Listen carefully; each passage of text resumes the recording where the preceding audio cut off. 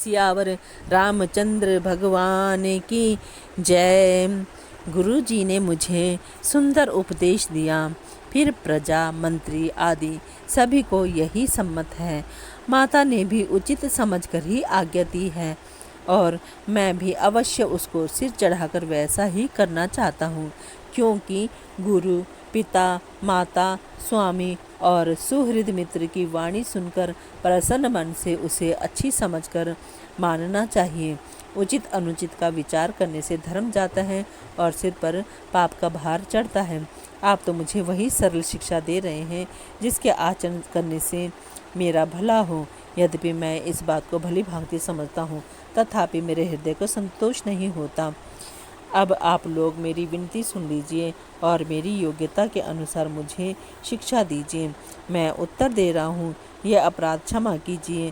साधु पुरुष दुखी मनुष्य के दोष गुणों को नहीं गिनते। पिताजी स्वर्ग में हैं, श्री सीताराम जी वन में हैं और मुझे आप राज्य करने के लिए कह रहे हैं। इसमें आप मेरा कल्याण समझते हैं या अपना कोई बड़ा काम होने की आशा रखते हैं? मेरा कल्याण तो सीतापति श्री रामचंद्र जी की चाकरी में है, सो उसे माता की कुटिलता ने छीन लिया। मैंने अपने मन में अनुमान करके देख लिया है कि दूसरे किसी उपाय से मेरा कल्याण नहीं है। यह शोक का समुदाय राज्य लक्ष्मण, श्री रामचंद्र जी और सीता जी के चरणों को देखे बिना किस गिनती में है? इसका क्या मूल्य है? जैसे कपड़ों के बिना गहनों का बोझ व्यर्थ है, वैराग्य के बिना ब्रह्म विचार व्यर्थ है। रोगी शरीर के लिए नाना प्रकार के भोग व्यर्थ हैं। श्री हरि की भक्ति के बिना जप और योग व्यर्थ हैं। जीव के बिना सुंदर देह व्यर्थ है। वैसे ही श्री रघुनाथ जी के बिना मेरा सब कुछ व्यर्थ है। मुझे आज्ञा दीजिए, मैं श्री राम जी के पास जाऊं। एक ही आंक निश्चयपूर्वक मेरा हित इसी में है और मुझे राजा बनाकर आप अपना भला चाहते हैं। यह भी आप स्नेह की जड़ता के वश होकर ही कह रहे हैं। कैकेयी के पुत्र कुटिल बुद्धि, राम विमुख और निर्लज मुझसे अधम के राज्य से आप मोह के वश होकर ही सुख चाहते हैं। मैं सत्य कहता हूँ, आप सब सुनकर विश्वास करें। धर्मशील को ही राजा होना चाहिए। आप मुझे हट करके जो ही राज्य देंगे त्यों ही पृथ्वी पाताल में धंस जाएगी। मेरे समान पापों का घर कौन होगा, जिसके कारण सीता जी और श्री राम जी का वनवास हुआ। राजा ने श्री राम जी को वन दिया और उनके बिछुड़ते ही स्वयं स्वर्ग को गमन किया, और मैं दुष्ट जो सारे अनर्थों का कारण हूँ, होश हवास में बैठा सब बातें सुन रहा हूँ। श्री रघुनाथ जी से रहित घर को देखकर और जगत का उपहास सहकर भी ये प्राण बने हुए हैं। इसका यही कारण है कि ये प्राण श्री राम रूपी पवित्र विषय रस में आसक्त नहीं है। ये लालची भूमि और भोगों के ही भूखे हैं। मैं अपने हृदय की कठोरता कहाँ तक कहूँ, जिसने वज्र का भी तिरस्कार करके बड़ाई पाई है।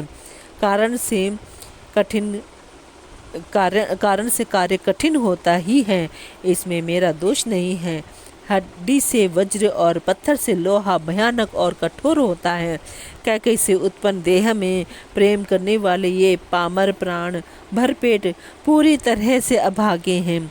जब प्रिय के वियोग में भी मुझे प्राण प्रिय लग रहे हैं, तब अभी आगे मैं और भी बहुत कुछ देखूं सुनूंगा।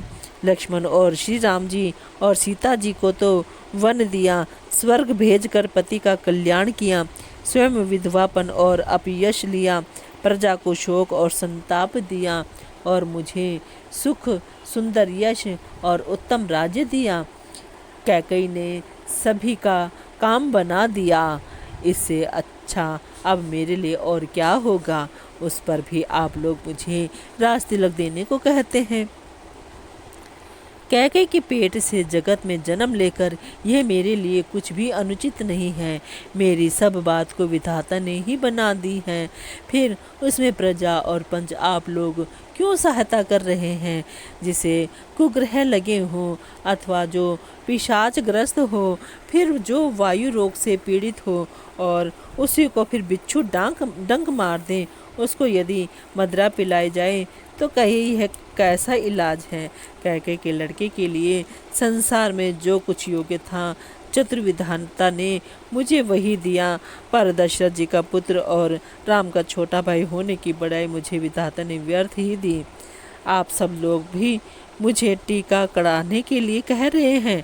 राजा की आज्ञा सभी के लिए अच्छी है। मैं किस किस प्रकार से उत्तर दूं? जिसकी जैसी रुचि हो आप लोग सुखपूर्वक वही करें। मेरी कुमाता कैकेयी समेत मुझे छोड़कर कहिए, और कौन कहेगा कि यह काम अच्छा किया गया? जड़ चेतन जगत में मेरे सिवा और कौन है जिसको श्री सीता राम जी प्राणों के समान प्यारे ना हो? जो परम हानि है उसी में सबको बड़ा लाभ दिख रहा है। मेरा बुरा दिन है, किसी का दोष नहीं। आप सब जो कुछ कहते हैं सो सब उचित ही है, क्योंकि आप लोग संशयशील और प्रेम के वश हैं। श्री रामचंद्र जी की माता बहुत ही सरल हृदय हैं और मुझ पर उनका विशेष प्रेम है, इसलिए मेरी दीनता देखकर वे स्वाभाविक प्रेमवश ही ऐसा कह रही हैं। गुरुजी ज्ञान के समुद्र हैं, इस बात को सारा जगत जानता है। जिनके लिए विश्व हथेली पर रखे हुए बेर के समान है, वे भी मेरे लिए राज तिलक का साज सज रहे हैं। सत्य है, विधाता के विपरीत होने पर सब कोई विपरीत हो जाते हैं। श्री रामचंद्र जी और सीता जी को छोड़कर जगत में कोई यह नहीं कहेगा कि इस अनर्थ में मेरी सम्मति नहीं है। मैं उसे सुखपूर्वक सुनूंगा और सहूंगा, क्योंकि जहाँ पानी होता है वहाँ अंत में कीचड़ होता ही है। मुझे इसका डर नहीं है कि जगत मुझे बुरा कहेगा, और ना मुझे परलोक का ही सोच है। मेरे हृदय में तो बस एक ही दुस्सह दावा नल धधक रहा है कि मेरे कारण श्री सीता राम जी दुखी हुए। जीवन का उत्तम लाभ तो लक्ष्मण ने पाया, जिन्होंने सब कुछ सतज कर श्री राम जी के चरणों में मन लगाया। मेरा जन्म तो श्री राम जी के वनवास के लिए ही हुआ था। मैं अभागा झूठ मूठ क्या पछताता हूँ। सबको सिर झुकाकर मैं अपनी दारुण दीनता कहता हूँ। श्री रघुनाथ जी के चरणों के दर्शन किए बिना मेरे जी की जलन ना जाएगी। मुझे दूसरा कोई उपाय नहीं सूझता। श्री राम जी के बिना मेरे हृदय की बात कौन जान सकता है? मन में एक ही आंक निश्चयपूर्वक यही है कि प्रातःकाल प्रभु श्री राम जी के पास चल दूंगा। यद्यपि मैं बुरा हूँ और अपराधी हूँ और मेरे ही कारण यह सब उपद्रव हुआ है, तथापि श्री राम जी मुझे शरण में सम्मुख आया हुआ देखकर सब अपराध क्षमा करके मुझ पर विशेष कृपा करेंगे। श्री रघुनाथ जी शील, संकोच, अत्यंत सरल स्वभाव, कृपा और स्नेह के घर हैं। श्री राम जी ने कभी शत्रु का भी अनिष्ट नहीं किया। मैं यद्यपि टेढ़ा हूँ, पर हूँ तो उनका बच्चा और गुलाम ही। आप पंच सब लोग भी इसी में मेरा कल्याण मानकर सुंदर वाणी से आगे और आशीर्वाद दीजिए, जिसमें मेरी विनती सुनकर और मुझे अपना दास जानकर श्री रामचंद्र जी राजधानी को लौट आवें। यद्यपि मेरा जन्म कुमाता से हुआ है और मैं दुष्ट तथा सदा दोष युक्त भी हूँ, तो भी मुझे श्री राम जी का भरोसा है कि वे मुझे अपना जानकर त्यागेंगे नहीं। भरत जी के वचन सबको प्यारे लगे, मानो वे श्री राम जी के प्रेम रूपी अमृत में पगे हुए थे। श्री राम वियोग रूपी भीषण विष से सब लोग जले हुए थे। वे मानो बीज सहित मंत्र को सुनते ही जाग उठे। माता, मंत्री, गुरु, नगर के स्त्री पुरुष सभी स्नेह के कारण बहुत ही व्याकुल हो गए। सब भरत जी को सराह कर कहते हैं कि आपका शरीर श्री राम प्रेम की साक्षात मूर्ति ही है। हे तात भरत, आप ऐसा क्यों ना कहें? श्री राम जी को आप प्राणों के समान प्यारे हैं। जो नीच अपनी मूर्खता से आपकी माता कैकेयी लड़के की कुटिलता को लेकर आप पर संदेह करेगा, वह दुष्ट करोड़ों पुरखों सहित 100 कल्पों तक नरक के घर में निवास करेगा। सांप के पाप और अवगुण को मणि नहीं ग्रहण करती, बल्कि वह विष को हर लेती है और दुख तथा दरिद्रता को भस्म कर देती है। हे भरत जी, वन को अवश्य चलिए जहाँ श्री राम जी हैं। आपने बहुत अच्छी सलाह विचारी। शोक समुद्र में डूबते हुए सब लोगों को अब आपने बड़ा सहारा दे दिया। सबके मन में कम आनंद नहीं हुआ, अर्थात बहुत ही आनंद हुआ। मानो मेघों की गर्जना सुनकर चातक और मोर आनंदित हो रहे हों। दूसरे दिन प्रातःकाल चलने का सुंदर निर्णय देखकर भरत जी सभी को प्राण प्रिय हो रहे हैं। मुनि वशिष्ठ जी की वंदना करके और भरत जी को सिर नवाकर सब लोग विदा लेकर अपने अपने घर को चले। जगत में भरत जी का जीवन धन्य है, इस प्रकार कहते हुए वे उनके शील और स्नेह की सराहना करते जाते हैं। आपस में कहते हैं, बड़ा काम हुआ। सभी चलने की तैयारी करने लगे। जिसको भी घर की रखवाली के लिए कहो, ऐसा कहकर रखते हैं, वही समझता है मानो मेरी गर्दन मारी गई। कोई कहते हैं, रहने के लिए किसी को भी मत कहो। जगत में जीवन का लाभ कौन नहीं चाहता। वह संपत्ति, घर, सुख, मित्र, माता पिता, भाई जल जाए, जो श्री राम जी के चरणों के सम्मुख होने में हंसते हुए प्रसन्नतापूर्वक सहायता ना करें। घर घर लोग अनेकों प्रकार की सवारियां सजा रहे हैं। हृदय में बड़ा हर्ष है कि सवेरे चलना है। भरत जी ने घर जाकर विचार किया कि नगर, घोड़े, हाथी, महल, खजाना आदि सारी संपत्ति श्री रघुनाथ जी की है। यदि उनकी रक्षा व्यवस्था किए बिना उसे ऐसे ही छोड़कर चल दूं तो परिणाम में मेरी भलाई नहीं है, क्योंकि स्वामी का द्रोह सब पापों में शिरोमणि है, श्रेष्ठ है। सेवक वही है जो स्वामी का हित करे, चाहे कोई करोड़ों दोष को न दे। भरत जी ने ऐसा विचार कर ऐसे विश्वास पात्र सेवकों को बुलाया जो कभी स्वप्न में भी अपने धर्म से नहीं डिगे थे। भरत जी ने उनको सब भेद समझाकर फिर उत्तम धर्म बतलाया और जो जिस योग्य था उसे उसी काम पर नियुक्त कर दिया। सभी व्यवस्था करके रक्षकों को रखकर भरत जी राजमाता कौशल्या जी के पास गए। स्नेह के सुजान, प्रेम के तत्व को जानने वाले भरत जी ने सब मातों को आर्त दुखी जानकर उनके लिए पालकियाँ तैयार करके तथा सुखासन यान सुखपाल सजाने के लिए कहा।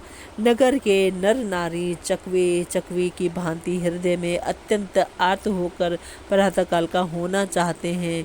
सारी रात जागते जागते सवेरा हो गया। तब भरत जी ने चतुर मंत्रियों को बुलवाया और कहा, तिलक का सब सामान ले चलो। वन में ही मुनि श्री वशिष्ठ जी श्री रामचंद्र जी को राज देंगे, जल्दी चलो। यह सुनकर मंत्रियों ने वंदना की और तुरंत घोड़े, रथ और हाथी सजवा दिए। सबसे पहले मुनिराज वशिष्ठ जी अरुंधति और अग्निहोत्र की सब सामग्री सहित रथ पर सवार होकर चले। फिर ब्राह्मणों के समूह जो सबके सब तपस्या और तेज के भंडार थे अनेकों सवारियों पर चढ़कर चले। नगर के सब लोग रथों को सजा सजा कर चित्रकूट को चल पड़े, जिनका वर्णन नहीं हो सकता। ऐसी सुंदर पालकियों पर चढ़ चढ़कर सब रानियां चलीं। विश्वास पात्र सेवकों को नगर सौंपकर और सबको आदरपूर्वक रवाना करके तब श्री सीता राम जी के चरणों को स्मरण करके भरत शत्रुघ्न दोनों भाई चले। श्री रामचंद्र जी के दर्शन के वश में हुए। दर्शन की अनन्य लालसा से सब नर नारी ऐसे चले मानो प्यासे हाथी हथनी जल को तक कर बड़ी तेजी से बावले से हुए जा रहे हों। श्री सीताराम जी सब सुखों को छोड़कर वन में हैं। मन में ऐसा विचार करके छोटे भाई शत्रुघ्न सहित भरत जी पैदल ही चले जा रहे हैं। उनका स्नेह देखकर लोग प्रेम में मगन हो गए और सब घोड़े, हाथी, रथों को छोड़कर उनसे उतरकर पैदल चलने लगे। तब श्री राम रामचंद्र जी की माता कौशल जी भरत के पास जाकर और अपनी पालकी उनके समीप खड़ी करके कोमल वाणी से बोली, हे बेटा, माता बलैया लेती हैं, तुम रथ पर चढ़ जाओ, नहीं तो सारा प्यारा परिवार दुखी हो जाएगा। तुम्हारे पैदल चलने से सभी लोग पैदल चलेंगे, शोक के मारे सब दुबले हो रहे हैं, पैदल रास्ते के पैदल चलने के योग्य नहीं हैं। माता की आज्ञा को सिर चढ़ाकर उनके चरणों में सिर नवाकर दोनों भाई रथ पर चढ़कर चलने लगे। पहले दिन तमसा पर वास करके दूसरा मुकाम गोमती के तीर पर किया। कोई दूध ही पीते हैं, कोई फलाहार करते और कुछ लोग रात को एक ही बार भोजन करते हैं। भूषण और भोग विलास को छोड़कर सब लोग श्री रामचंद्र जी के लिए नियम और व्रत करते हैं। रात भर सई नदी के तीर पर निवास करके सवेरे वहाँ से चल दिए और सब श्रृंगवेरपुर के समीप जा पहुँचे। निषाद राज ने सब समाचार सुने तो वह दुखी होकर हृदय में विचार करने लगा, क्या कारण है जो भरत वन को जा रहे हैं। मन में कुछ कपट भाव अवश्य है। यदि मन में कुटिलता ना होती तो साथ में सेना क्यों ले चलते हैं। समझते हैं कि छोटे भाई लक्ष्मण सहित श्री राम को मारकर सुख से निष्कंटक राज्य करूँगा। भरत ने हृदय में राजनीति को स्थान नहीं दिया, राजनीति का विचार नहीं किया। तब पहले तो कलंक ही लगा था, अब तो जीवन में से ही हाथ धोना पड़ेगा। संपूर्ण देवता और दैत्य वीर जुट जाए तो भी श्री राम जी को रण में जीतने वाला कोई नहीं है। भरत जो ऐसा कर रहे हैं इसमें आश्चर्य ही क्या। विष की बेलें अमृत फल कभी नहीं फलती। ऐसा विचार कर गुह निषाद राज ने अपनी जाति वालों से कहा कि सब लोग सावधान हो जाओ, नावों को हाथ में कर लो और फिर उन्हें डुबा दो तथा सब घाटों को रोक दो। सुसज्जित होकर घाटों को रोक लो और सब लोग मरने के साज सजा लो, अर्थात भरत से युद्ध में लड़कर मरने के लिए तैयार हो जाओ। मैं भरत के सामने मैदान में लोहा लूँगा, मुठभेड़ करूँगा और जीते जी उन्हें गंगा पार न उतरने दूंगा। युद्ध में मरण, फिर गंगा जी का तट, श्री राम जी का काम और क्षण भंगुर शरीर जो चाहे जब नाश हो जाए। भरत श्री राम जी के भाई और राजा, उनके हाथ से मरना और मैं नीच सेवक, बड़े भाग्य से ऐसी मृत्यु मिलती है। मैं स्वामी के काम के लिए रण में लड़ाई करूंगा और 14 लोगों को अपने यश से उज्जवल कर दूंगा। श्री रघुनाथ जी के निमित्त प्राण त्याग दूंगा। मेरे तो दोनों ही हाथों में आनंद के लड्डू हैं, अर्थात जीत गया तो राम सेवक का यश प्राप्त करूंगा और मारा गया तो श्री राम जी की नित्य सेवा प्राप्त करूंगा। साधुओं के समाज में जिसकी गिनती नहीं और श्री राम जी के भक्तों में जिसका स्थान नहीं, वह जगत में पृथ्वी का भार होकर व्यर्थ ही जीता है। वह माता के यौवन रूपी वृक्ष के काटने के लिए कुल्हाड़ मात्र है।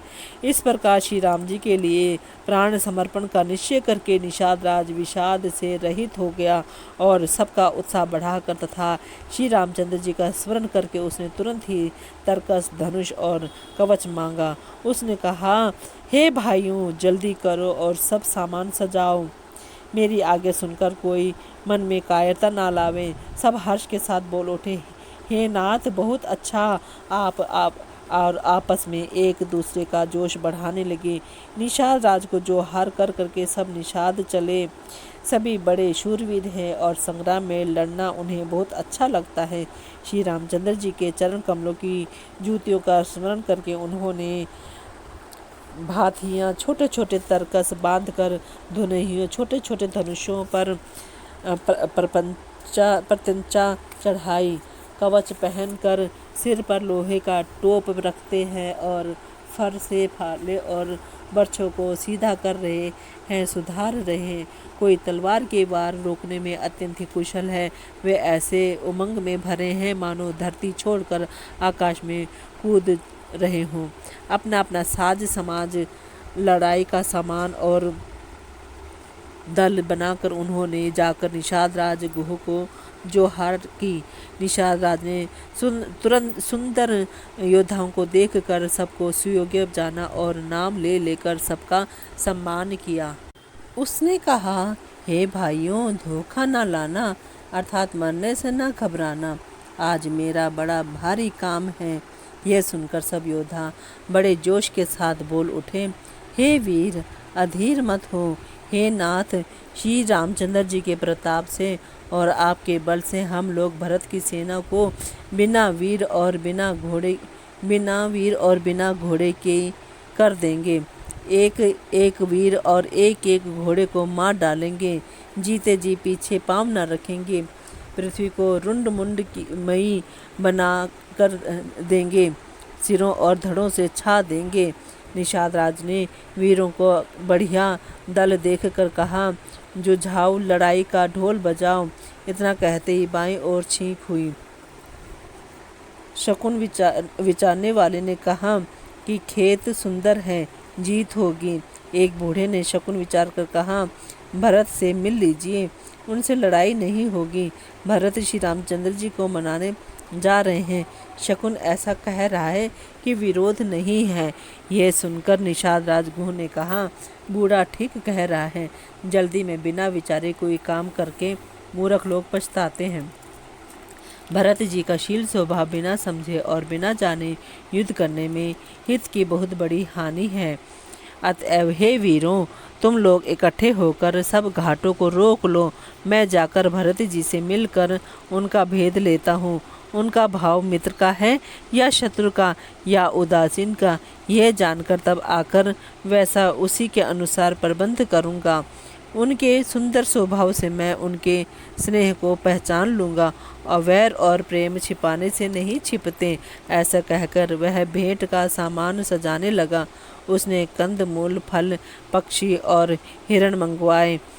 कहार लोग पुरानी और मोटी पहिना नामक मछलियों के भार भर भर कर लाए। भेंट का सामान सजाकर मिलने के लिए चले तो मंगलदायक शुभ शकुन मिले। निषाद राज ने मुनिराज वशिष्ठ जी को देखकर अपना नाम बतलाकर दूर ही से दंडवत प्रणाम किया। मुनीश्वर वशिष्ठ जी ने उसको राम का प्यारा जानकर आशीर्वाद दिया और भरत जी को समझाकर कहा कि यह श्री राम जी का मित्र है। यह श्री राम का मित्र है। इतना सुनते ही भरत जी ने रथ त्याग दिया। वे रथ से उतरकर प्रेम में उमंगते हुए मिले। निषाद राजगुह ने अपना गांव, जाति और नाम सुनाकर पृथ्वी पर माथा टेक कर जोहार की। दंडवत करते देखकर भरत जी ने उठाकर उसको छाती से लगा लिया। हृदय में प्रेम समाता नहीं है, मानो स्वयं लक्ष्मण जी से भेंट हो गई हो। भरत जी गुह को अत्यंत प्रेम से गले लगा रहे हैं। प्रेम की रीति को सब लोग सिहार रहे हैं, ईर्ष्यापूर्वक प्रशंसा कर रहे हैं। मंगल की मूल धन्य धन्य की ध्वनि करके देवता उसकी सराहना करते हुए फूल बरसा रहे हैं। वे कहते हैं, जो लोग और वेद दोनों में सब प्रकार से नीचा माना जाता है, उस जिसकी छाया के छू जाने से भी स्नान करना होता है, उसी निषाद से अंकवार भरकर हृदय से चिपटा कर श्री रामचंद्र जी के छोटे भाई भरत जी आनंद और प्रेम वश शरीर में पुलकावली से परिपूर्ण हो मिल रहे हैं। जो लोग राम राम कहकर जम्भाई लेते हैं, अर्थात आलस्य से भी जिनके मुँह से राम नाम का उच्चारण हो जाता है, पापों के समूह कोई भी पाप उनके सामने नहीं आते। फिर इस गुह को तो स्वयं श्री रामचंद्र जी ने हृदय से लगा लिया और कुल समेत इसे जगत पावन, जगत को पवित्र करने वाला बना दिया। कर्मनाशा नदी का जल गंगा जी में पड़ जाता है, मिल जाता है, तब कहिए उसे कौन सिर पर धारण नहीं करता। जगत जानता है कि उसका नाम उल्टा नाम मरा मरा जपते जपते वाल्मीकि जी ब्रह्म के समान हो गए। मूर्ख और पामर, चांडाल, शबर, खस, यवन, कोल और किरात भी राम नाम कहते ही परम पवित्र और त्रिभुवन में विख्यात हो जाते हैं। इसमें कोई आश्चर्य नहीं है, युग युगांतर से यही रीति चली आ रही है। श्री रघुनाथ जी ने किसको बड़ाई नहीं दी। इस प्रकार देवता राम नाम की महिमा कह रहे हैं और उसे सुन सुनकर अयोध्या के लोग सुख पा रहे हैं। राम सखा निषाद राज से प्रेम के साथ मिलकर भरत जी ने कुशल मंगल और क्षेम पूछी। भरत जी का शील और प्रेम देखकर निषाद उस समय विदेह हो गया। प्रेम मुग्ध होकर देह की सुध भूल गया। उसके मन में संकोच, प्रेम और आनंद इतना बढ़ गया कि वह खड़ा खड़ा टकटकी लगाए भरत जी को देखता रहा। फिर धीरज धर कर भरत जी के चरणों की वंदना करके प्रेम के साथ साथ जोड़कर विनती करने लगा, हे प्रभो, कुशल के मूल आपके चरण कमलों के दर्शन कर मैंने तीनों कालों में अपना कुशल जान लिया। अब आपके परम अनुग्रह से करोड़ों कुलों पीढ़ियों सहित मेरा मंगल हो गया। मेरी करतूत और कुल को समझकर और प्रभु श्री रामचंद्र जी की महिमा को मन में देख विचार कर, अर्थात कहाँ तो मैं नीच जाति और नीच कर्म करने वाला जीव और कहाँ अनंत कोटि ब्रह्मांडों के स्वामी भगवान श्री रामचंद्र जी, पर उन्होंने मुझ जैसे नीच को भी अपनी अहेतु की कृपावश अपना लिया और यह समझकर जो रघुवीर श्री राम जी के चरणों का भजन नहीं करता वे जगत में विधाता के द्वारा ठगा गया है। मैं कपटी, कायर और कुबुद्धि और कुजाति हूँ और लोक वेद दोनों से सब प्रकार से बाहर हूँ, पर जब से श्री रामचंद्र जी ने मुझे अपनाया है तभी से मैं विश्व का भूषण हो गया। निषाद राज की प्रीति को देखकर और सुंदर विनय सुनकर फिर भरत जी के छोटे भाई शत्रुघ्न जी उससे मिले। फिर निषाद ने अपना नाम ले लेकर सुंदर, नम्र और मधुर वाणी से सब रानियों को आदरपूर्वक, जो हार की रानियां उसे लक्ष्मण जी के समान समझकर आशीर्वाद देते हैं कि तुम 100 लाख वर्षों तक सुखपूर्वक जियो। नगर के स्त्री पुरुष निषाद को देखकर ऐसे सुखी हुए मानो लक्ष्मण जी को देख रहे हो। सब कहते हैं कि जीवन का लाभ तो इसी ने पाया है जिसे कल्याण स्वरूप श्री रामचंद्र जी ने भुजा में बांधकर गले लगाया है। निषाद अपने भाग्य की बड़ाई सुनकर मन में परम आनंदित हो सबको अपने साथ लिवा ले चला। उसने अपने सब सेवकों को इशारे से कह दिया, वे स्वामी का रुख पाकर चले और उन्होंने घरों में, वृक्षों के नीचे, तालाबों पर और बगीचों और जंगलों में ठहरने के लिए स्थान बना दिए। भरत जी ने जब श्रृंगवेरपुर को देखा तब उनके सब अंग प्रेम के कारण शिथिल हो गए। वे निषाद को लाग दिए, अर्थात उसके कंधे पर हाथ रखते हुए ऐसे शोभा दे रहे हैं मानो विनय और प्रेम शरीर धारण किए हुए हों।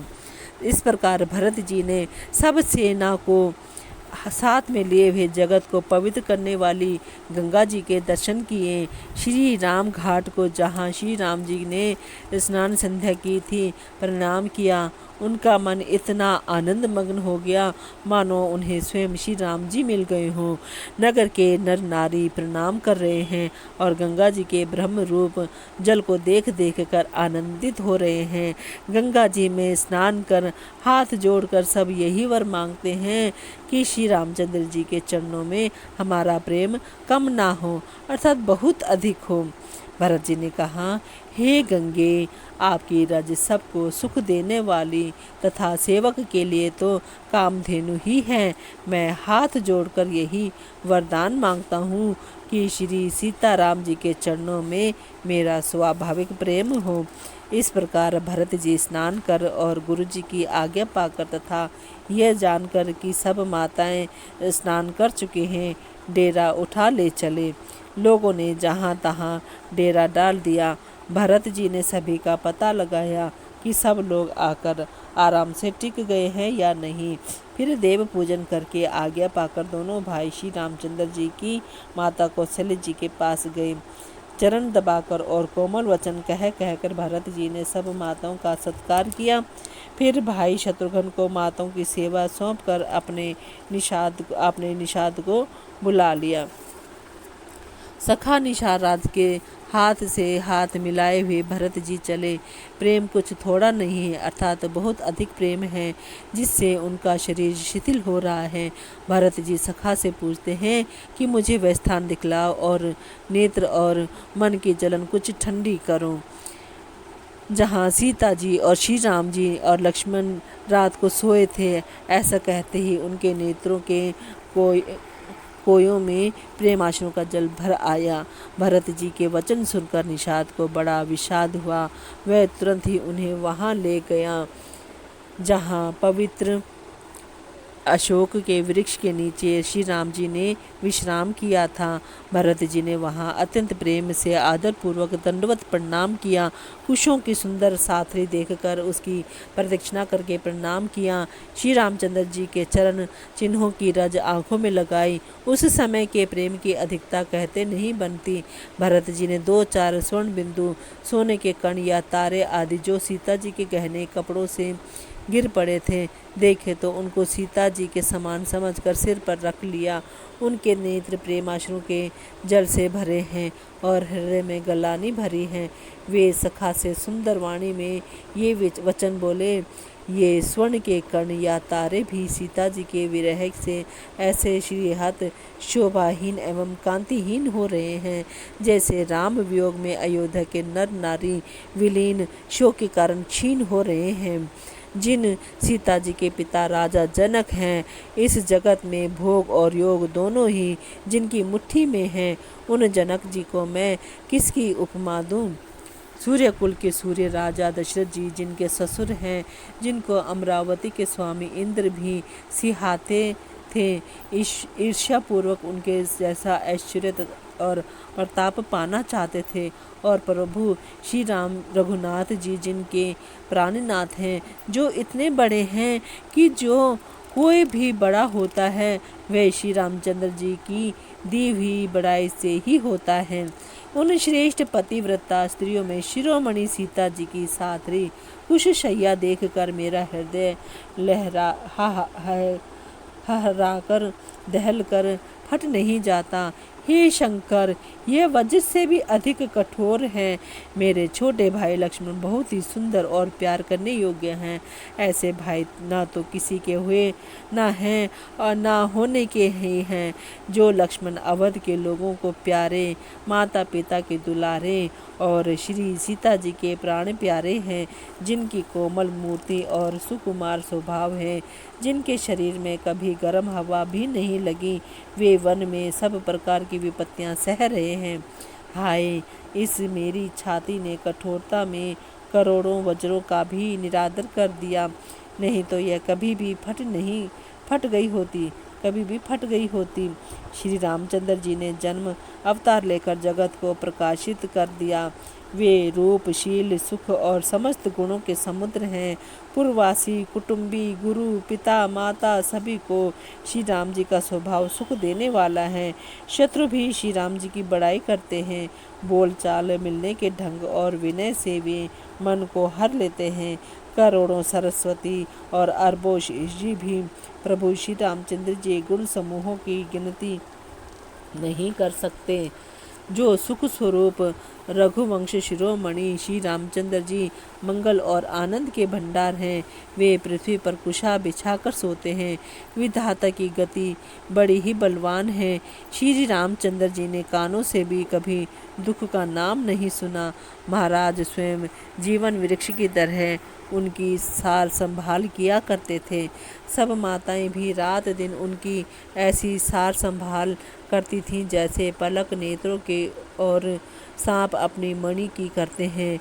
वही श्री रामचंद्र जी अब जंगलों में पैदल फिरते हैं और कंदमूल तथा फल फूलों का भोजन करते हैं। अमंगल की मूल कैकई को धिक्कार है, जो अपने प्राण प्रियतम पति से भी प्रतिकूल हो गई। मुझ पापों के समुद्र और अभागे को धिक्कार है, जिसके कारण ये सब उत्पात हुए।